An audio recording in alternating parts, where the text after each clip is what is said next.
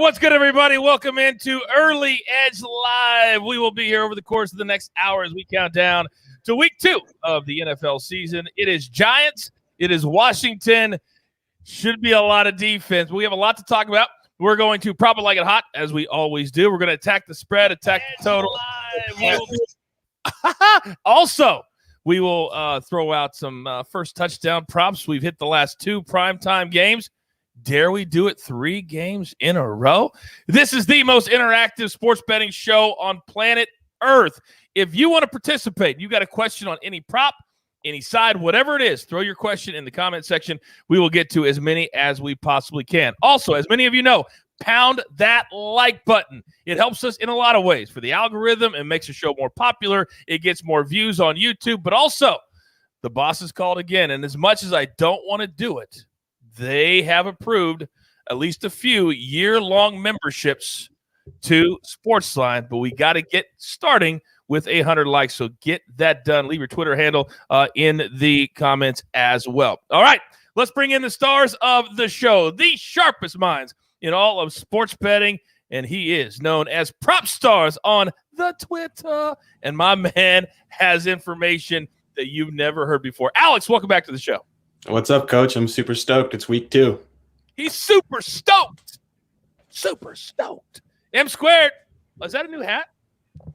This is a new hat. I don't think I've ever worn this one on stream. This is going to be a minor league baseball team here in Nashville. The Nashville Sounds. It looks like AB and I had the same memo from nowhere today on the Nashville gear on the stream. But I'm fired up, ready to go. I love this game. I don't know why I love this game. I don't know why I'm so excited for Daniel Jones and Heineke here, but I absolutely love this game now.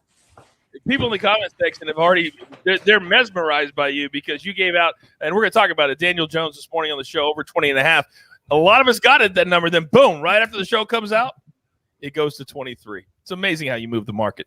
AB, what's good? Hey, nothing. I'll say this. First off, Mike is right. Shout out to our friends over at Whiskey Jam. They've got the nice Nashville gear there. And 2, I can tell you why M Squared likes this game tonight, because it's a game for intelligent people. The rest of us with applesauce brains don't like it whatsoever, but the intelligent ones, they're all over it. They love it. All right, well, let's jump into some storylines before we get to the game tonight. We're going to get to a lot of stuff. But speaking of applesauce brains, we all felt like we had applesauce brains this past week. Let me make sure I get these numbers correct, boys. Favorites, all of 4-12 against the spread, 7-9 straight up. Home teams, 7-9 against the spread, 8-8 straight up. The total overs, 7-9. Normally the first week is a little bit more than that. 9 underdogs, 1 outright. That's tied for the most upsets in week 1 since the 1970 merger, and the most since 1983. I could go on and on and on, but M Squared, let's start with you. Why do you think that all of these numbers went towards the underdogs in week 1? I think that there's a couple of reasons. Some of them were at home, right? So there's a lot of value when you have those underdogs at home. But also, I think that's a little bit of rusty play. I tweeted it out. It's a lot of sloppy football early, and some of that's a little bit due to the preseason and the way some of the teams didn't play some of their players this time around. But it was from teams that we expected to be good, which were favored, and that kind of kept those games close enough that I think some of those teams came in and covered. But it's also week 1. There's a lot more public betting early in the season, as everyone still has their bankroller in the season. So some of those lines are shaded a little more in week 1 than they will be later in the season as there's more sharp action going on. So I think it's a combination of all of those things, frankly. Yeah, a lot of those bankrolls went down very, very quickly on Sunday. AB, your thoughts on that? Well, I'll say this. I think Mike said it perfectly. Now, the interesting part is applying it to week 2 and what we had all talked about in terms of how is the public going to react? Are they going to overreact, underreact? Well, if you look at some books for Sunday Night Football upcoming between the Chiefs at the Ravens, some books are seeing the public betting 35 tickets to the Chiefs for every 1 to Baltimore. So the public is not over. They're coming right back at favorites. So I'm fascinated to see what the lines and the movement looks like all the way up to Sunday. Amazing stuff. Amazing stuff. We'll see if that number moves throughout the week. I don't know. Right now it's at 3.5 Chiefs on the road over the Ravens. From a prop standpoint, Alex, how did you see the way that the games moved affect any of your props play if you saw any correlation there at all? Yeah, I didn't see a ton of correlation, Coach. It was really interesting, though, seeing all those underdogs at home, like Mike mentioned, have a ton of value. And yeah, it was definitely one of the more interesting opening weeks that I've seen. When you play 200 props in the first couple of weeks, what percentage are you happy with winning, and how did you do last week? I did well last week on public plays. I think I finished 13-8, up around 5 units. Yeah, I'm happy to have anything between like a 5 and 8% ROI, generally speaking. So yeah, as far as I'm concerned, the higher the ROI is, I should be putting in more volume. So that's something I've changed, or something I looked at in the past was, I would have a big early week, and to me, that just told me I wasn't betting enough. So yeah, that's kind of why I increased the volume a lot early on in the season. All right, very good. We're already almost to 100 likes. So many people want to be a part of the Sportsline family, the best value in all of sports. It's not close. We'll give out our first winner. Don't forget to give your Twitter handle in the comment section. It's very, very important. So let's switch gears now. Oh, we already have our first winner. Do we have a sounder, perhaps, Jeweler, that might go with a winning play? Okay, maybe not. We'll get to that. WTB Blanchard, and you put in the over 41. Maybe not. We'll get to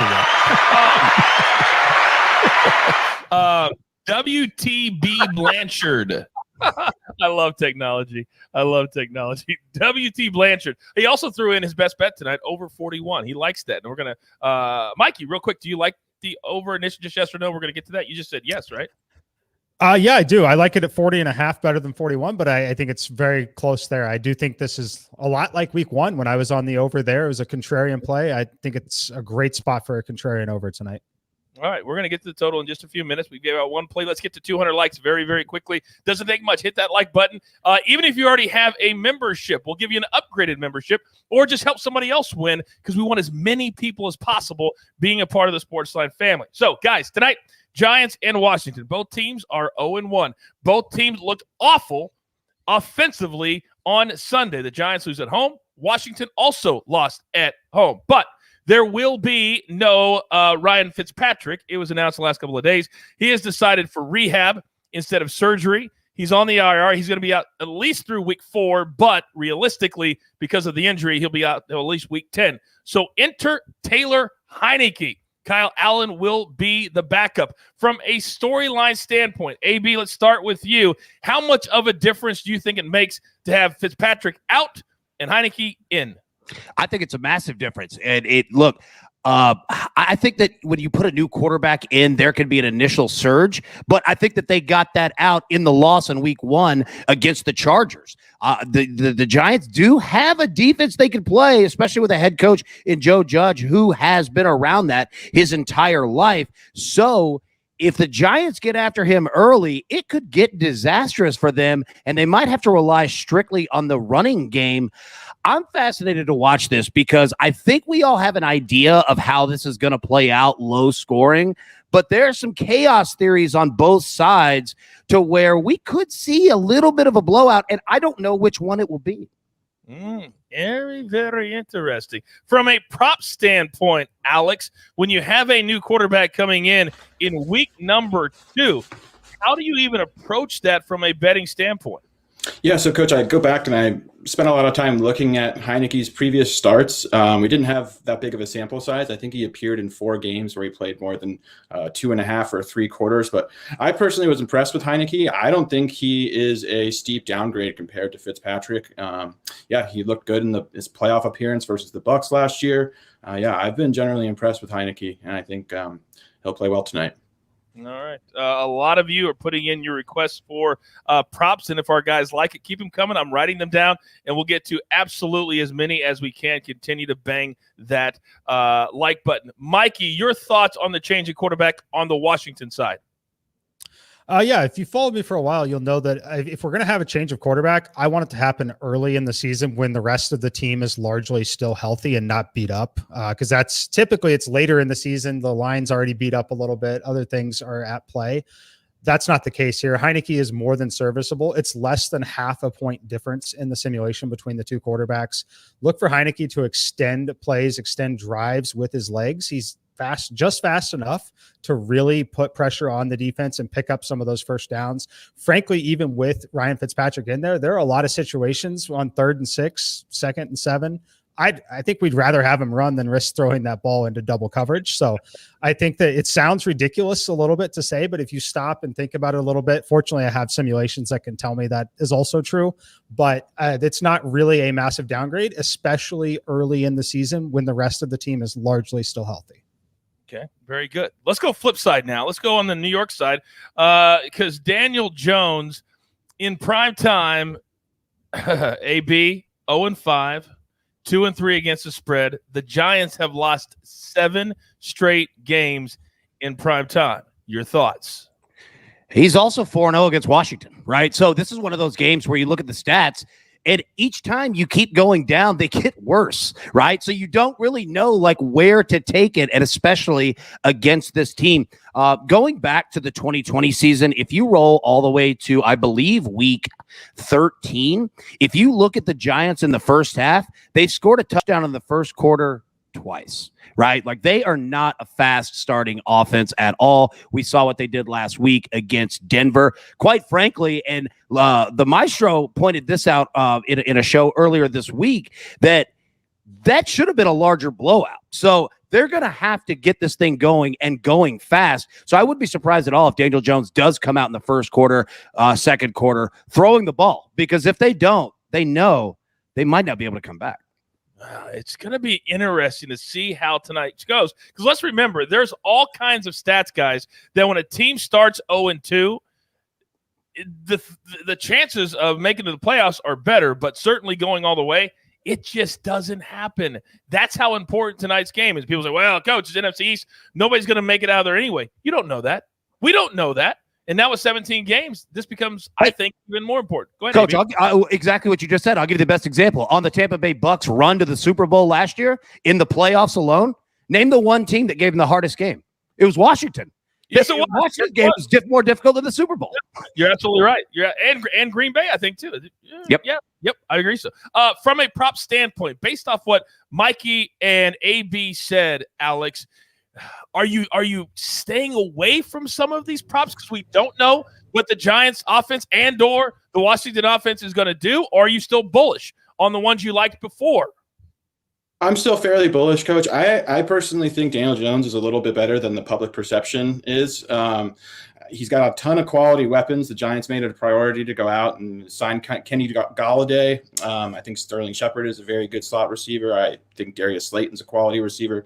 They invested draft capital in upgrading his weapons. The offensive line, though, has been the biggest question mark with Jones and with the Giants. And, the Washington have a tenacious front four. So it'll just, I think, come down to basically how well the Giants offensive line can hold off Washington's front four. So, okay, I want to jump in real quick. I think you brought up an excellent question. If you look at this game, I think that it does come down to how does Daniel Jones do against Washington's front four, front seven. So if you're Washington or you're New York and you understand that your offensive line isn't necessarily a strength, you have to find a way to alleviate that. In college, they'll use a more mobile offensive line, get the quarterback out of the pocket. Well, you can't necessarily do that, but he can run. So I think there'll be a little bit of action with that, but I also think that it's going to be some quick play action style throwing from Daniel Jones early. I'm fascinated to see how New York operates in the first quarter, second quarter. Yeah, I am too. Did you see the Today Sports Line on Twitter? They put out the video. Remember the guy who had the parlay, the Carson Wentz anytime touchdown, the Daniel Jones anytime touchdown, and he was clear sailing. And then stubbed his toe at the 12.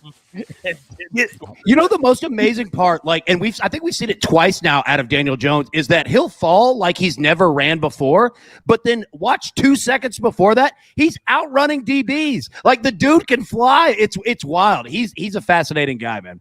Yeah. All right, we've got to 200 likes. I tell you what, when you guys figure this out and you know how to grow a show, you really know how to do it. So I've got another winner. Ding, ding, ding, ding, ding, ding, ding, ding, ding, ding, ding. Now, I may be a little biased on this one, but hey, she did what she had to do to win. So let's throw her name up on the screen and you'll see why. Patty Brandenburger, welcome to the Sportsline family. And she wrote in the comment section, oh, I can't wait for my straight to the pay window arrives. Well, guess what, Patty? Neither can we. And you've arrived in our family, and we love having you. So welcome. Let's get to 300 likes, and I will give away 2 more year-long subs to Sportsline. I don't care if they fire me.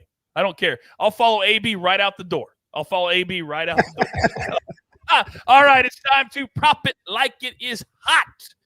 And this man is next level when it comes to props. I suggest you grab your paper, you grab your pencil, and you write these down, and you get them in as soon as you possibly can. Alex, the floor is yours. Coach, yeah, I've got 3 props that I wanted to discuss from this game. The first one I have not given out yet. It's in my official play from this game. It's J.D. McKissic under 32.5 rushing and receiving yards combined. I wouldn't play this number lower than 29.5. Yeah, in week 1, McKissic had just 1 touch. It was 1 carry for 8 yards compared to Antonio Gibson, who had 23 touches. Ron Rivera looks like he's making good on his word to make Gibson a full-time workhorse back, which was the rumor all offseason. So, yeah, it was, if you're an Antonio Gibson believer, it was really promising to see his week 1 carry distribution. It's still to be seen what's going to happen in a scenario where Washington gets down multiple scores, because I think in that scenario, McKissic might get some extra run because he is a very good third down back who has a lot of receiving chops, but I don't think that's going to be tonight. I don't think Washington is going to, be playing from behind or playing from, I don't think they're not going to be trailing more than double digits throughout the game. So yeah, I am fading JD McKissic under 32.5 rushing and receiving yards. The other prop that I like more as a lean, not as an official play, is Taylor Heineke over 19.5 rushing yards. I wouldn't play this over 21.5 rushing yards. Mike talked about earlier how he is a pretty underrated athlete. He actually ran a 4.56 40, which was super surprising to me. It's the 5th fastest time of any quarterback in the league. We're working with a limited sample size here, which is why this isn't an official play, but he's primarily played 4 games. In those 4 games, he's been over in 3 of them. The one under came last week when he finished with 17 yards rushing. He averaged just under 30 yards rushing in those 4 games. His best rushing game was a 46-yard performance in the playoffs. We talked about how good he looked versus the Bucs and how they gave the Bucs probably the biggest run for their money. I also tend to think that mobile quarterbacks, when they're facing pressure, Alan mentioned this earlier, they're more likely to run and kind of scramble and use their legs. So I think Washington has a tremendous defense, and they're going to force Heineke to rely on his legs, which he's shown he's able to do. So yeah, I like Taylor Heineke over 20 or 19.5 rushing yards. The third prop is I gave this out late Monday night. It's Kenny Galladay over 44.5 receiving yards. I've seen this number as high as 56.5, so that's some pretty great closing line value that we got on that play. To me, that number was just far too low. Galladay was made, I believe, the 6th highest paid wide receiver in the offseason by New York. I think by default that comes with just like a target share that's going to be pretty healthy. I also watched the game closely, watch all of Galladay's targets, and he looked great. He looked like the dominant receiver that we saw in Detroit. That was a number 1 receiver. I thought he looked tremendous, frankly, after being pretty dinged up all of last year. And there were some question marks coming into the season because he had gotten hurt in the preseason. But yeah, he looked healthy. 44.5 is just too low of a number for him. I think he's going to end up with 5 to 7 targets. And yeah, I would not play it over 56.5 if that's what you're looking at now. I probably wouldn't go higher than 51 to 52.5 yards. Very good. McKissic, Heineke, and Galladay coming from Alex. So the bosses yelled at me in the last 3 minutes while Alex was talking. They said, Coach, we didn't say 2 Sportsline subs. We said 3 Sportsline subs if we get to 300 likes. So, hey, I like my job. So if we get to 300 likes, we're going to give away 3 more right here live on the show. Now, M Squared, with the prop you gave out on the morning show, it's been very interesting to see the movement. Kind of explain what it is and how high you would still play it to. Yeah, so I played Daniel Jones over 20.5 rushing yards. I would still play this one all the way up to 24, which is probably where I close in several spots. I would feel comfortable with it at that one. It was still a pretty big edge for me.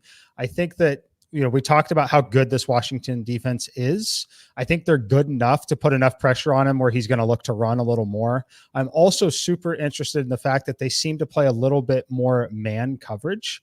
It's important that we get man coverage in some of these sets, as it's a lot easier to run against man coverage than it is zone. So he hit this number last week against the Broncos. The Broncos were only playing man coverage 7% on first down and less than 40% in some of those later downs. This Washington team, especially in this matchup with guys like Galladay and Shepard, they're going to play man coverage even more than that tonight. They played at 24% on first down last week. I expect that number to be at least 30%. Look for him to have opportunities to take off and run. We've already talked about how fast he is. My favorite comment that Alex mentioned was he's actually better than people think. The reason he's better than people think is because he can still move. He's going to be serviceable in this league until he loses a step and can no longer run. And then he's going to fall off a cliff really, really quickly. But he can still move right now. And then last stat on it, since 2015, QBs against a man coverage as opposed to a zone coverage are averaging 2.3 yards per carry more, which doesn't sound like a lot, but it's a significant number when you talk about the sample size we're dealing with. Oh, so that's great information there. Before we get to AB, you guys know sometimes on the show I got to stop and we got to teach a little bit of a lesson. And so I'm going to have M Squared do that right now.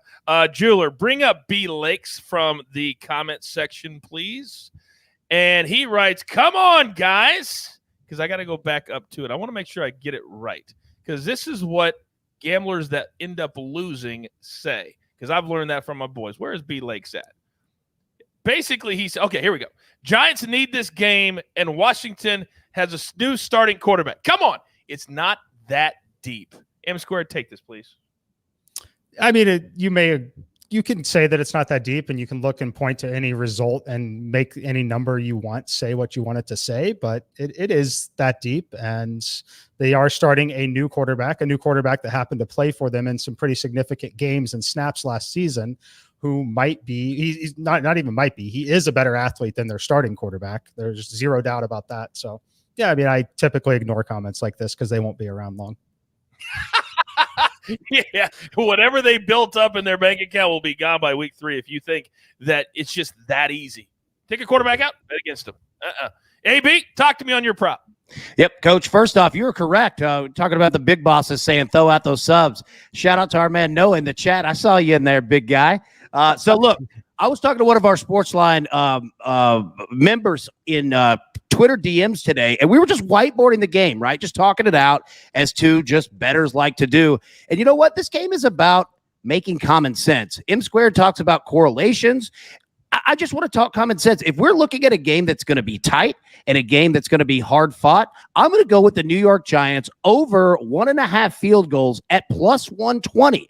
I think that this is a game where you're going to see offenses try to be aggressive, but they might not get all the way to the end zone, but every single point in this game will matter. So we could see them early if the Giants have to start aggressive, which I think that they will. We could see them late when 3 points are very, very important, because there probably isn't going to be any type of a blowout factor in this game. So if you're giving me that the Giants just have to make 2 field goals or more at plus 120, I'm taking that all day.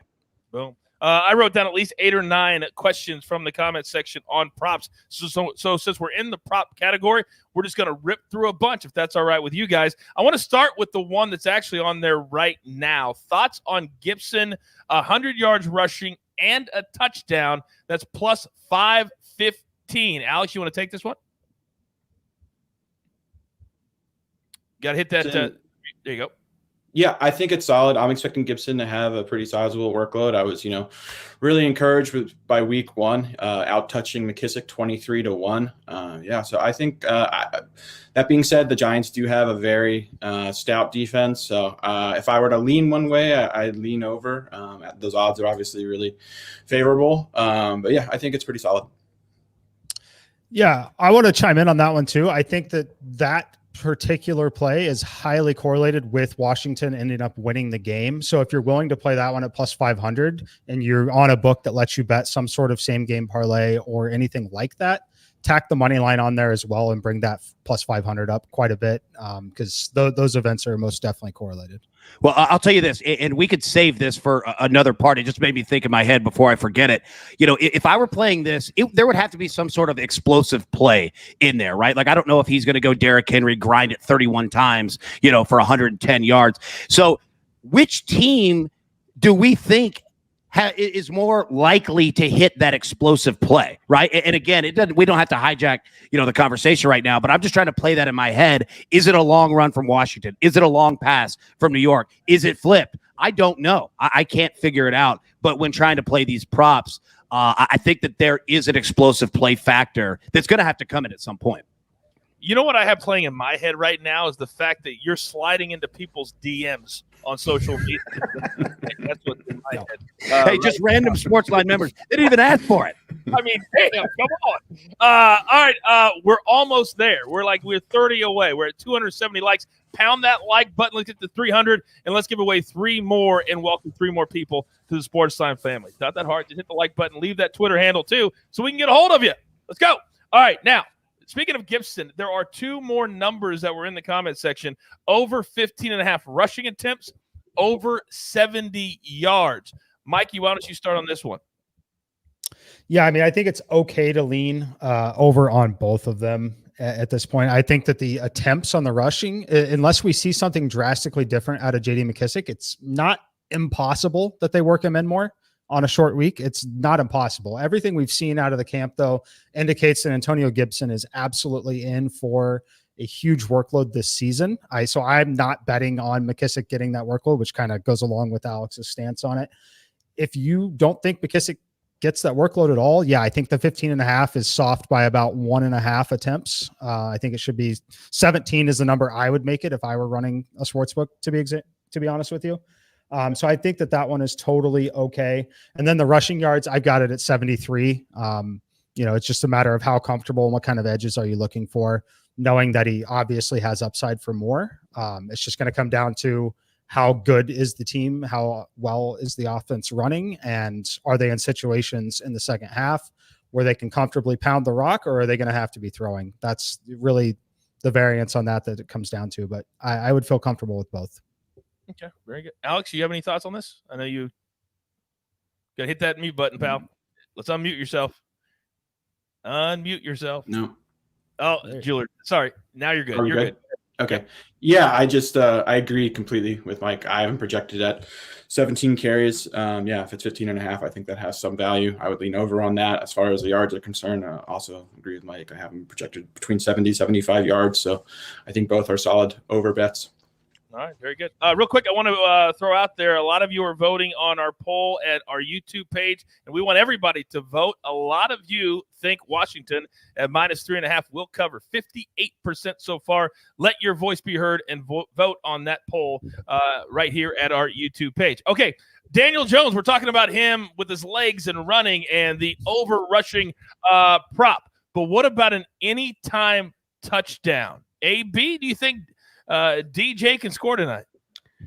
I think he absolutely can. I mean, especially somebody who can run an open field and a guy who can run in the red zone, especially when it is going to be pretty difficult for both teams, like we all think it's going to be, to put up massive amounts of points. There's some Ryan Tannehill factor in him to where if you look at the tight ends, you look at his safety valves, you check the running game, well, he's the last one that you're going to have to check, and he's not afraid to run it and be aggressive doing it. So I think that that's a good play. Me personally, I'm in on Antonio Gibson plus 460. It's a chalk play for first-time TD, anytime TD. But again, I think that he is a smart, move here. But Daniel Jones, yeah, not bad.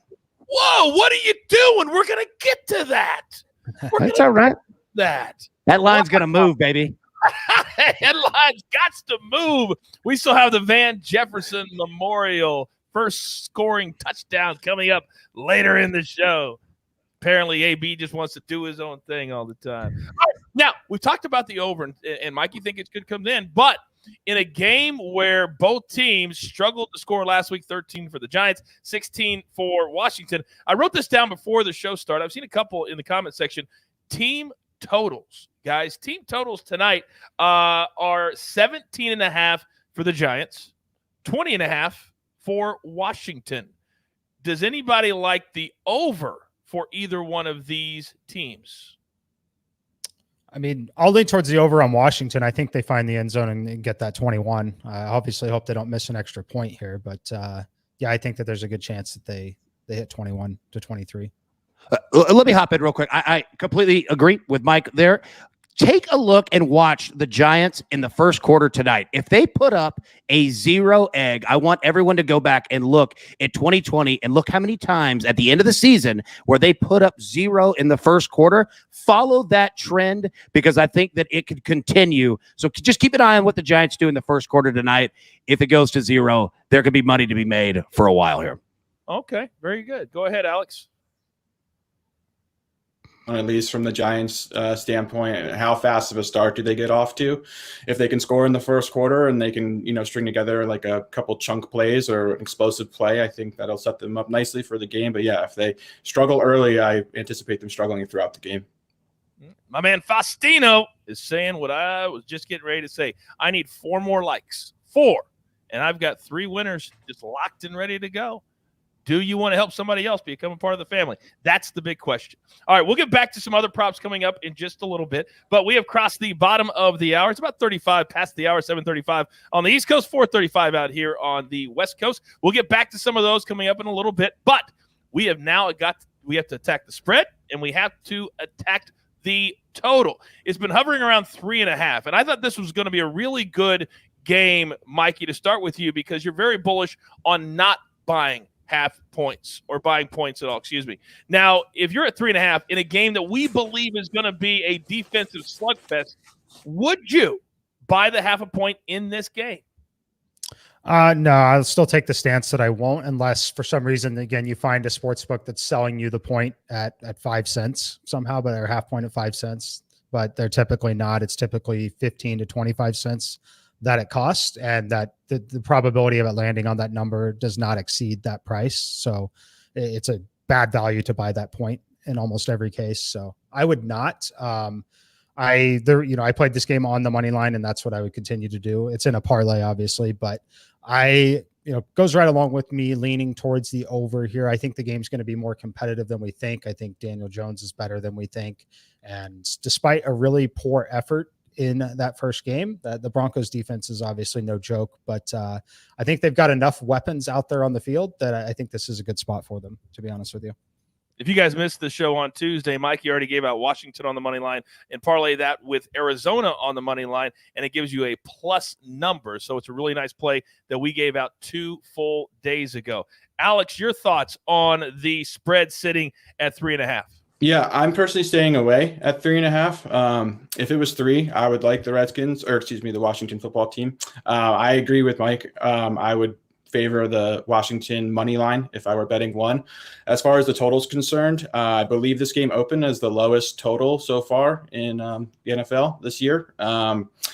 When it was, I think it opened at 38.5. I like the over then. I know it's up to 41.5 now. So I'm staying away at that number. But yeah, if I had to lean one way, it'd be over. And I like Washington to win. But 3.5 just seems like half a point too much for me. AB? Yep, I agree. I think Washington money line, buddy. I've eaten so much more juice than this of what you're going to have to do to get Washington. So I wouldn't even be concerned about it. I wouldn't like this spread for Washington. I don't mind it for New York, though. 3.5 on the road in a game where the quarterback, legitimately, this is the only team that he has confidence about playing, right? And I think that at some point he's going to have to get over this. What was the stat you gave? 0-5 in primetime? Is that correct? That's right. Well, Jeweler, pull it up. You probably don't have it handy here. Washington's last 5 games or 6 games in primetime, I think they're 1-5. It's not like they're much better here. So I think that, if you're getting 3.5, this is the time to play it. I'm not betting it, but if I were, yeah, I would lean New York way more than I would Washington. I can see some people playing both sides. I can see some playing, if you really want to be a gambler, play the money line, lay in heavy juice, and then play the Giants plus 3.5. You could hit it in the middle. But, again, Washington would have to win the game or else you'd be really, really stuck there. All right. Ding, ding, ding, ding, ding, ding, ding. You know you love when I have that sounder, baby. We've got 3 winners, and we are marching towards 400 likes. We currently have over 500 people watching live. Huge number. So let's get to 400. That should not be a problem. All you got to do is hit the like button. Hit the like button. Then leave your Twitter handle so we can get a hold of you if you win. Now, 3 winners here. At DWaka_314 Cup, Dakota Walker. Then Mark Hilla. He likes the Giants to go straight to the pay window. And then Austin Frank. He likes a Heineke anytime touchdown tonight, plus 300. You three, the jeweler, will reach out to you and give you all the details. Welcome to the family. Now, let's talk about that total. Mikey, everybody else in America, it seems like, is talking about it's going to be 16-13, 13-10, a late field goal for Washington to win on the money line and score less than 25. But you think it could be opposite of that. Let's start the discussion there. Yeah, no, I just think the game's going to be a little more competitive. You've got 2 quarterbacks that are going to be forced to run a little bit more. They're going to extend drives, pick up first downs. I just think that there's going to be a little better efficiency than we think. I saw a fun comment in the chat earlier too. The comment was someone asking, well, I guess it's a question, not a comment, but they asked, is it possible that this Washington defensive line isn't quite as good as we think they are? I don't know. I'll tell you after we watch this game, right? I don't know, but I do lean towards the over. Magic number of 41. You can still get it at 40.5. 41 is actually, I believe, the most common final score of an NFL game. Pretty key to get that 40.5 if you still can. So one thing I was playing around with building, because we gave one out, I believe, one of the last primetime shows. We do so many now. You can tease this game. You could build a same game teaser as well. You can get this one down, so we can grab it at 36.5, which also gets me to a pretty key spot that I want to get above. And then you can take the Giants plus 10.5, which gets me to another key number. Those together comes back at plus 110. You're not laying any juice there. I would feel better about that play. I know it sounds weird because you have that extra condition with 2 plays that must hit. I feel better about the over 36.5 combined with 10.5 for the Giants than I do about the 3.5 laying minus 115 for the Giants. Okay, very good. For those of you who are brand new and watching the show and trying to learn about sports betting, a teaser, you got to win both, just like in a parlay, but it allows you to manipulate the line, and you don't get the odds that you do in a parlay, but they do make it a little bit easier to win. So what Mikey just described to you. AB, your thoughts on the over, sir? Yeah, no one on the planet plays more unders than I do. And let me say, 40.5 under feels, oh, God, that's a brutal sweat. I don't want that. Like, I mean, you're looking at a 21-20 game. I mean, one touchdown, one explosive play, and you're dead. You're dead. Now, I'm not saying don't do it because I don't have a play either way, but it is this is for somebody who really just loves pain. Like, you just enjoy pain.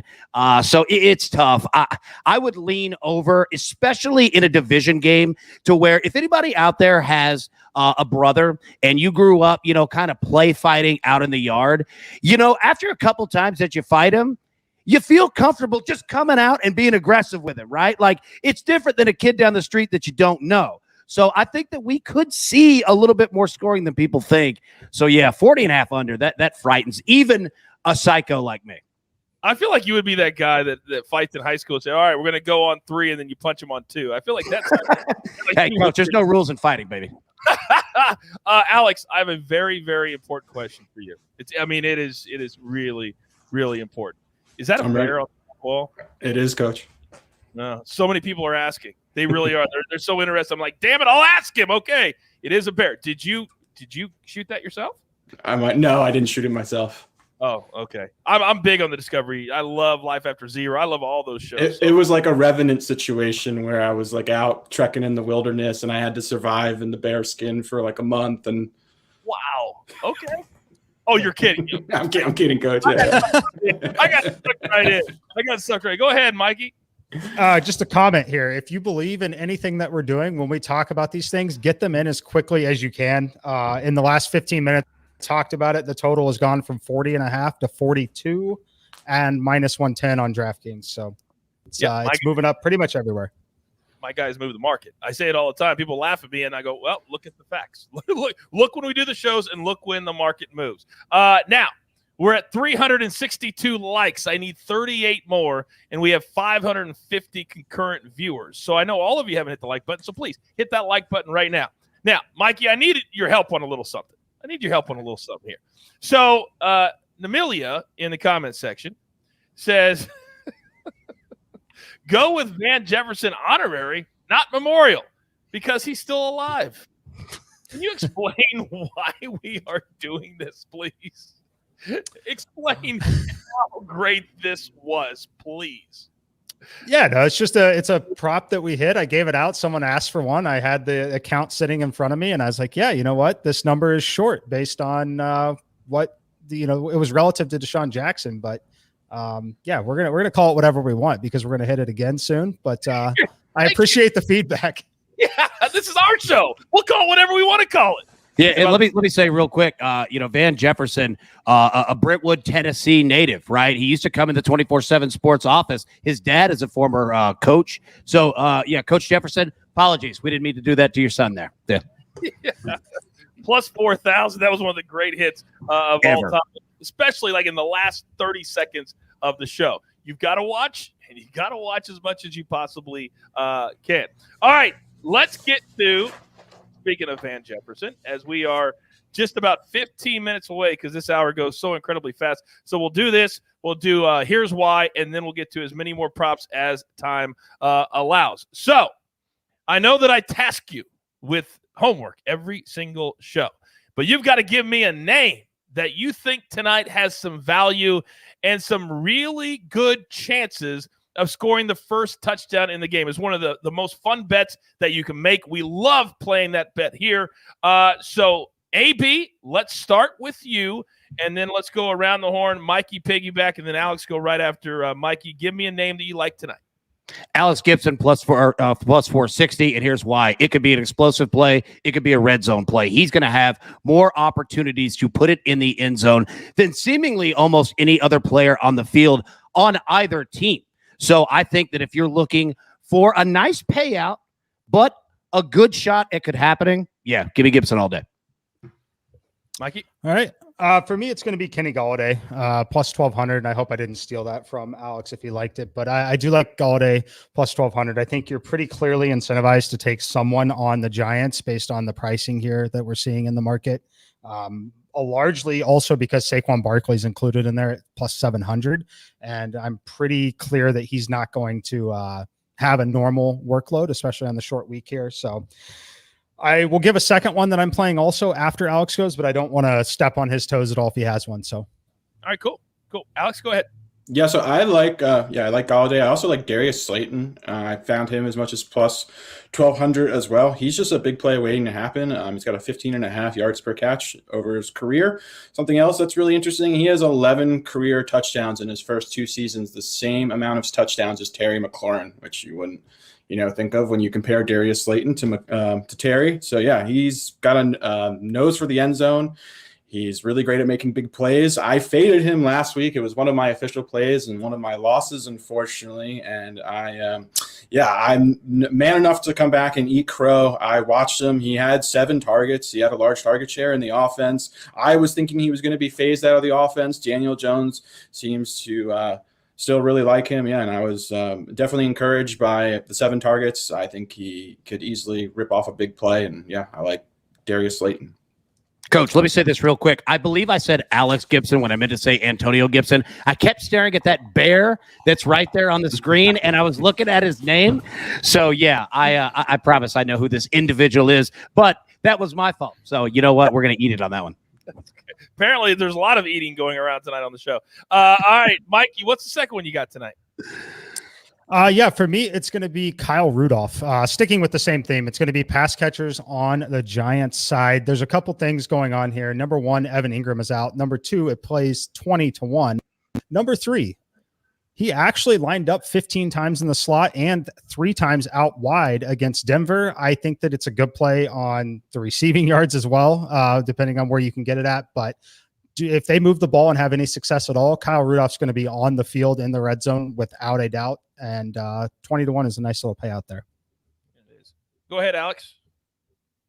Love that play as well, Mike. That was my second favorite play. Kyle Rudolph has scored 48 touchdowns in his career. He's really impressive, really effective option in the red zone. So, yeah, I think Rudolph is great odds at that number. Great dude, too. He's a big golf guy. And I worked with him on a PGA Tour event in Minnesota, the 3M. And the only reason he's not still – it's not like he's too old to be productive. he was just expensive. And they just decided at this point they weren't going to pay him anymore and let him go. But he is now motivated. He is really motivated to prove Minnesota wrong, that they should have kept him. And I think that he'll be motivated tonight on national TV.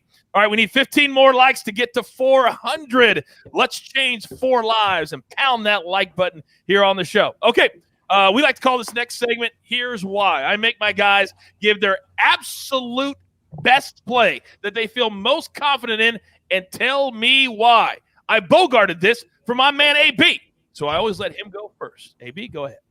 Yes, Coach. I just trying to find the most just play that makes sense in this game, in a game where we can't really figure out the spread. We can't really figure out the total because there is the opportunity that could be so disgusting. So field goals make sense to me. Give me the New York Giants over 1.5 field goals at plus 120 because points are going to be very important in the first half. Points are going to be even more important in the second half. And if we have a tighter game throughout, that helps us even more.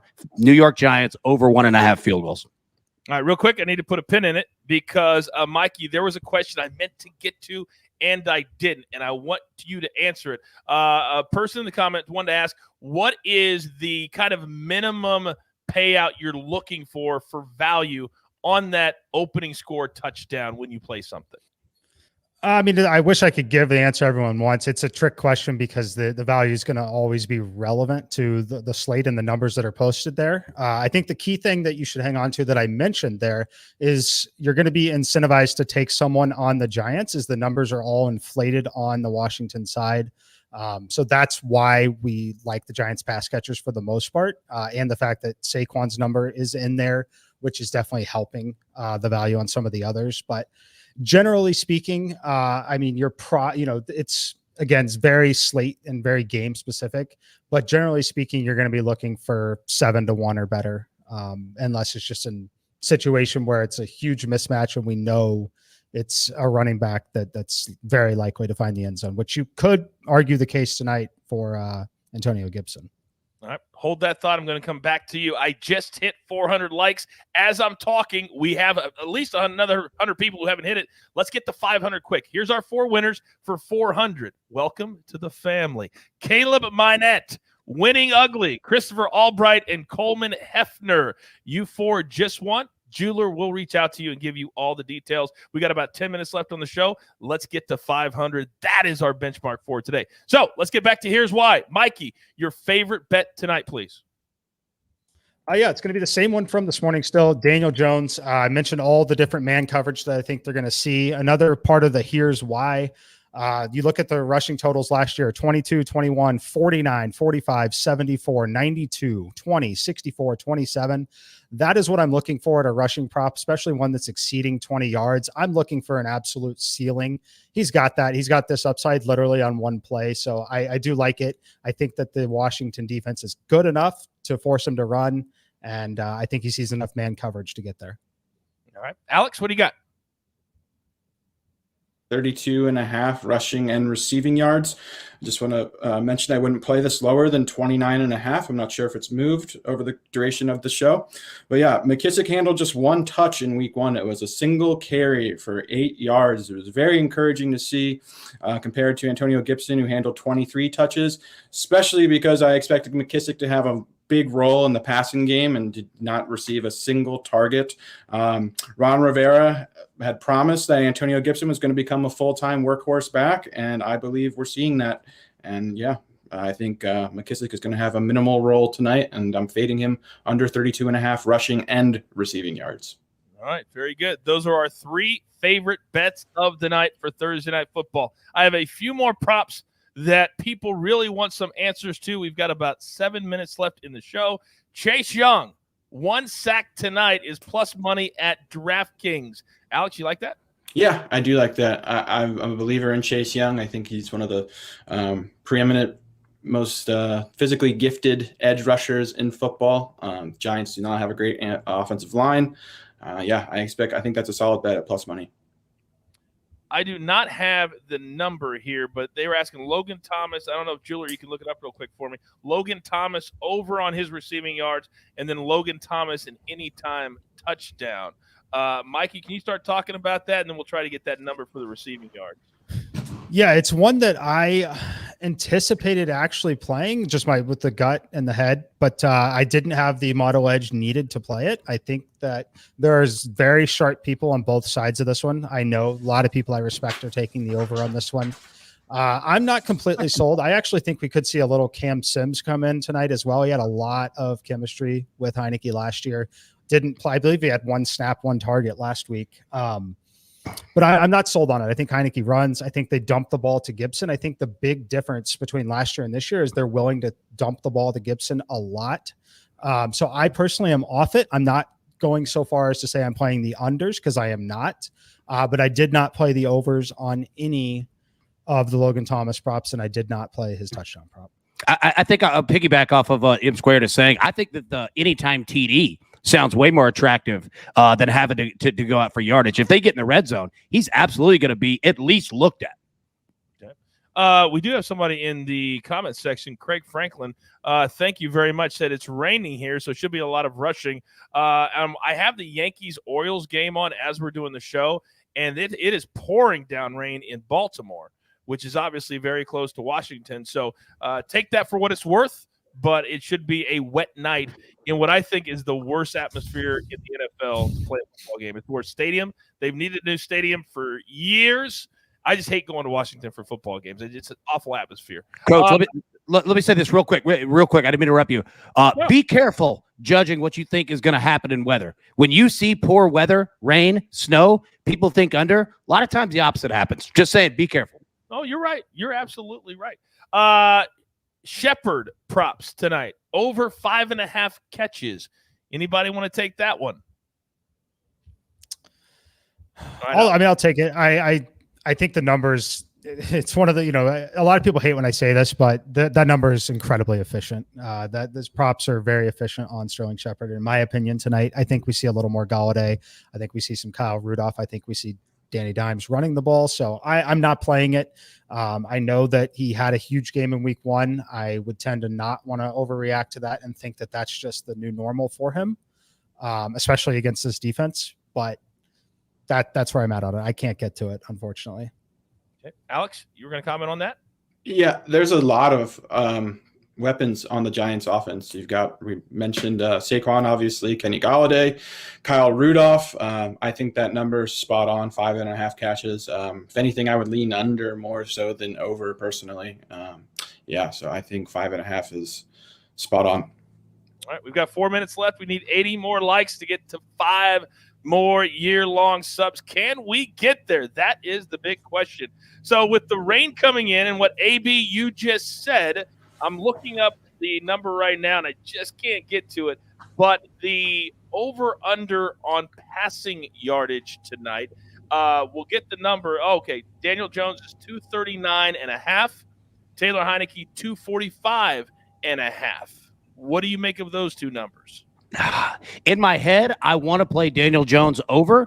In Sportsline simulations and everybody that I listen to, I want to play the under. It's very difficult here. I think also you have to look at the game script. How do we think that this game is going to go? Is New York going to be playing from behind? More than likely, the Vegas number would tell you that. The spread would think to tell you that. But again, it's tough.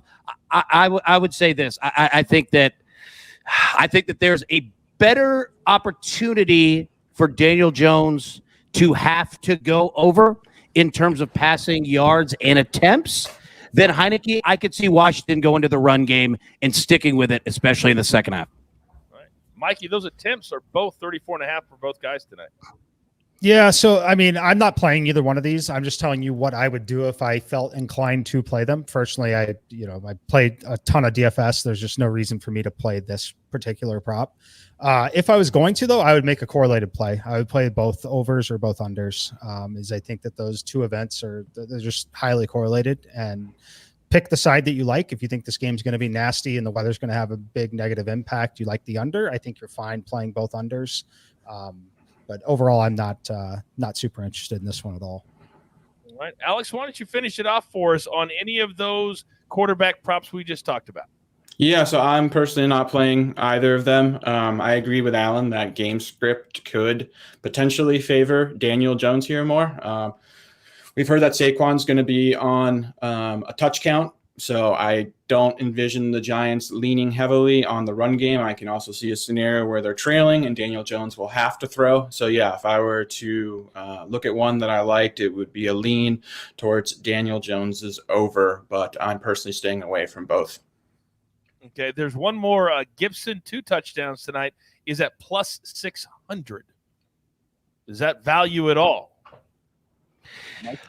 That was tough. Look, let me say this. It's a different comparison, but you remember on Monday Night Football with the Ravens at the Raiders when we all played Derek Carr over 1.5 touchdown passes? That's a game that smashed the over, and it took legitimately overtime and the last play to get the quarterback 2 passing touchdowns. Now, it's different, right? Different positions, but if you're looking at a game that could be low scoring, you better get lucky, and he better get the first one. That's a tough play.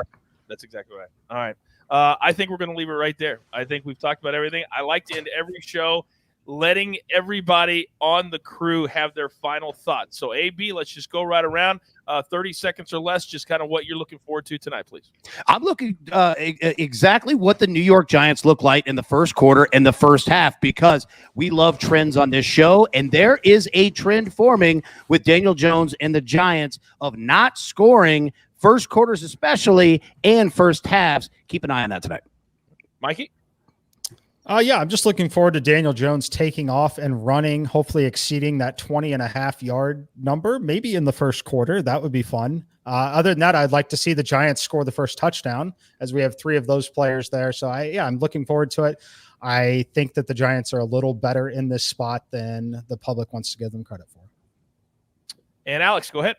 Yeah, I'm interested to see the Washington front 7, how effective they can be if they're going to live up to the hype, because I personally thought, they are one of the most talented units on paper. The Giants do not have a great offensive line, so I'm interested to see if they can control the line of scrimmage and apply a lot of pressure and really disrupt Daniel Jones tonight. Incredible information as always, guys. I can throw anything at you, and you guys are ready for it. Let's go ahead and throw up the official plays that we gave out. We talked about a lot of plays, but our official plays from this show, AB is on the Giants over 1.5 field goals tonight, and then Alex is on J.D. McKissick under 32.5 combined rushing and receiving yards. And don't forget M Squared from the morning show. Oh, baby. It is our Chiefs dog of the day bet, and he would play it up to 24 yards. What a great way to end the show. We can't thank you all enough for continuing to make Early Edge grow and grow and grow and grow. We couldn't do it without you. We always say it all the time. We want to win. We want to win together, and we want to have, what's the word? Fun doing it. All right, the game starts in about 15 minutes, so we're going to get out of here. So there's only one thing left to do. You know the drill, boys. You've got your marching orders. Let's take all of these tickets straight to the pay window. For AB, for M Squared, for Prop Stars, Jeweler, the entire team, I am the coach. We got you ready. Let's go cash those tickets. This is the Early Edge. Good luck. Do you want best bets in your feed every single day? All you have to do is hit that subscribe button to stay up to date with all things Early Edge.